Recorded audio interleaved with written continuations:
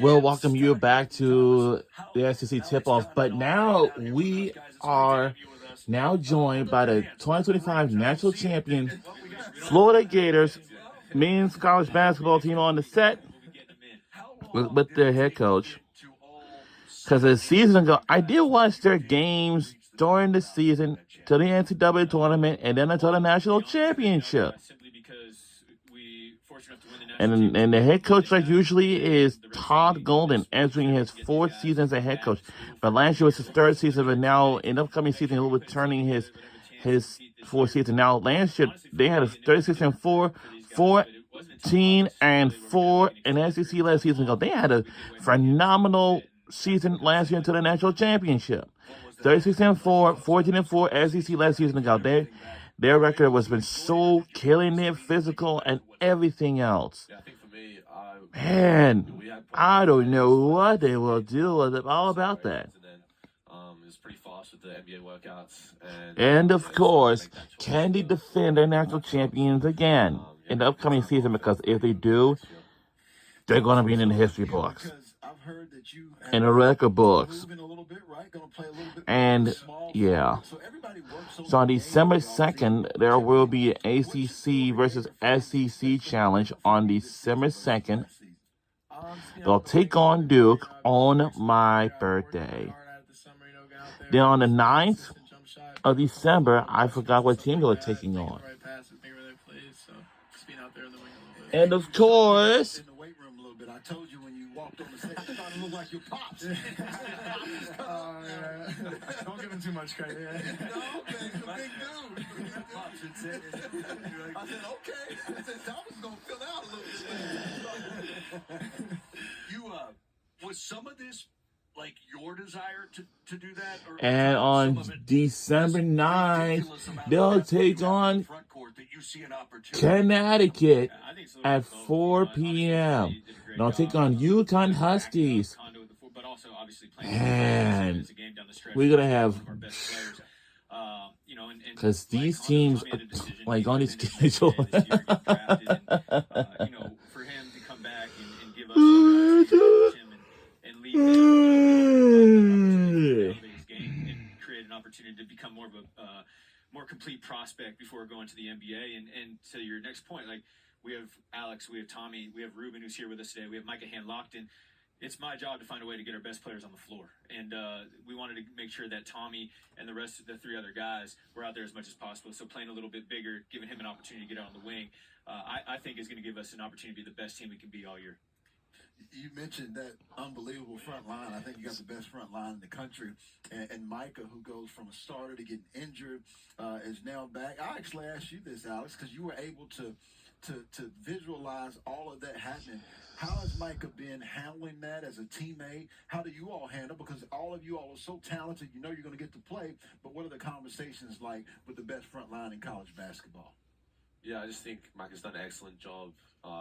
He faced a lot of adversities. I think it was his sophomore year. Having that big injury, and he's just come back, been working really hard with the coaches all the time. And, I feel like Micah's never a guy to complain or anything like that. He's coming off the white team in practice, like the second team, but he doesn't really care. He's just going to put his best foot forward, and he's a really unselfish guy too off the court. I'm sure Coach has probably talked about this with you, and if not, I'm probably stepping out of line. But complacency, you see it. You reach the top of the mountain, it happens. It's human nature to some degree. How do you fight that so that you don't say, we got our championship, now, how do you keep that hunger? I just think our team this year is super mature. I think some other teams if they see that success, and they come back, they're gonna still be kind of lingering off that. But I think our team this year we know what it takes to get to that spot, and I think this team's mature enough to go out there and get back to that spot. So they talked about the maturity.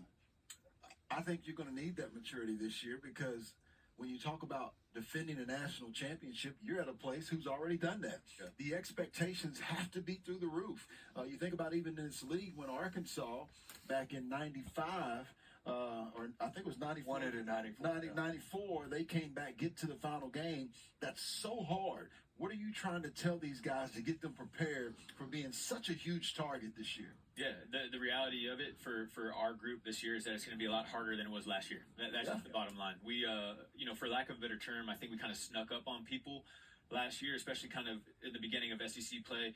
After we had some really good road wins, like at Auburn, at Bama, I think people realized, what our team was capable of. But last year we went into the season, I think, ranked 24th preseason, whereas this year I haven't seen a publication where we're lower than 5th. And so we do have that target on our back. I think one of the things that's been really good so far is that these guys understand that.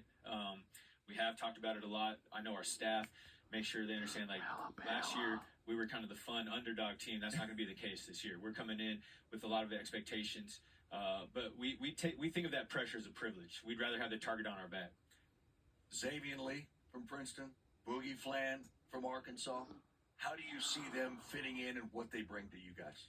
Yeah, it's just kind of the next step of the maturation of our program. Last year, it was our backcourt, our veteran backcourt, and our front court were kind of the younger guys that flew under the radar and kind of obviously played a lot better than people expected, but didn't have that pressure every day. Now, for me, I'm putting the pressure on these guys every day to be the best they can be, along with Ruben and Micah. And we want to try to make it easier on Xavier and Boogie coming in. But the reality is these guys know what it takes. They've been in the program when we won at the highest level. And my expectation is for them to be the leaders of this team this year. I'm curious, and we'll talk about this today, and then we won't talk about it much anymore. That run last year to the national championship for you guys. At what point during the season did you all start to think, hey, maybe we could win this entire thing? We could win a national championship. I don't know. Maybe for me, I think it was like after we faced like our first adversity with like North Carolina. I think we were down a little bit in Charlotte. We came back and won that game and like got that undefeated out of conference schedule. And I thought our team was. And then we played Tennessee too. That win at home was huge too. And I thought our team definitely was capable of it then. Yeah. I feel like at the Auburn game, that was pretty good for us. A lot of people didn't expect us to get that win. I think we're like 7-point underdogs that game or something like that. So just coming in and playing like that on the road, I feel like it just really gave us confidence down the stretch to win. We can win in any game, like anywhere we play. So. And do you all plan on keeping it close, like last year when Walter Clayton dribbled inside and back out to the outside against Texas? You want to keep it fun? It's great for us on TV. I appreciate that. That's still one of the great moments of the tournament. I'm sure Texas Tech players still see it too in their own head. You guys can play any different styles, right? I mean, obviously. That championship game against Houston, I mentioned a football game. It looked like a football game. That kind of physicality. Oof.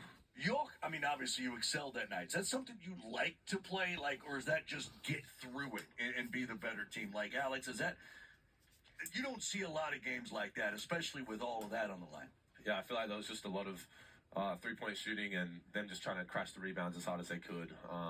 So we kind of knew that was kind of the scout that we would come in, that they're going to really bring the physicality. I think their bigs are really strong and definitely wanted that physicality. So me and Ruben talked about it before the game and all the bigs together, just that we can't get pushed out tonight, and it's going to be on us as well, just as much the guards to play our role, and I think it worked out in the end.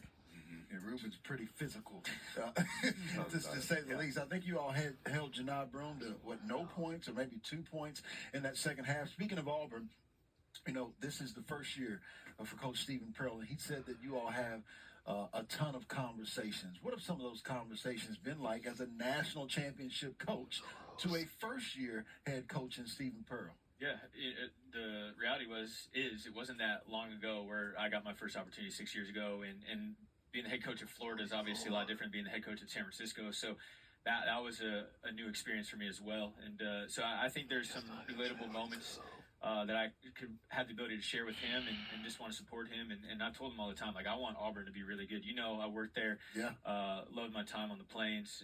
And I was always say, we want to kick their ass when we play them. But when we're not playing them, I want them to be successful. So I'm really happy and proud of Steven. I'm glad that he kept that group together. I think he kind of got his first win, making sure that those players stayed in the program.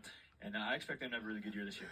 I'm curious. Fish called you guys the best front line in America. And I know that's probably to some degree a goal. And I know, Thomas, whether you're in the 3, I'm sure you're going to be back. You're playing some of the 4 and all that as well.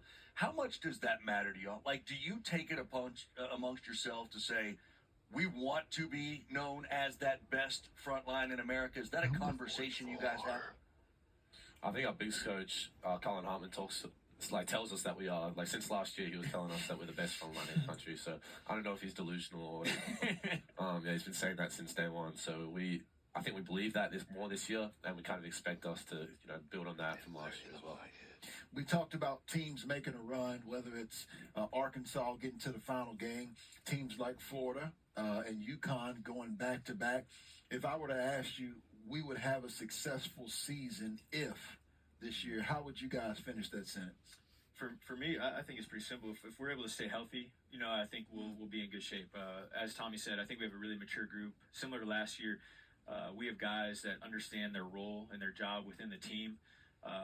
We haven't seen any selfishness or anybody kind of pulling away from the group, which I think is really important. And it's my job as a head coach, but it's also Tommy and Kondo and Ruben and Micah's job to make sure that we don't have any of that issue inside the program as well. And, we're going to look a lot different this year at times than we did last year, but kind of that toughness, grit, and togetherness that I thought allowed us to be the best team in America last year, I see a lot of those same qualities in this group this year as well. You guys are, it was a fun run, man. That was a fun run. I look forward to another one. Thank you all for coming up. Appreciate y'all. Appreciate you guys. Best of luck to you. All right, on the other side, we'll go back to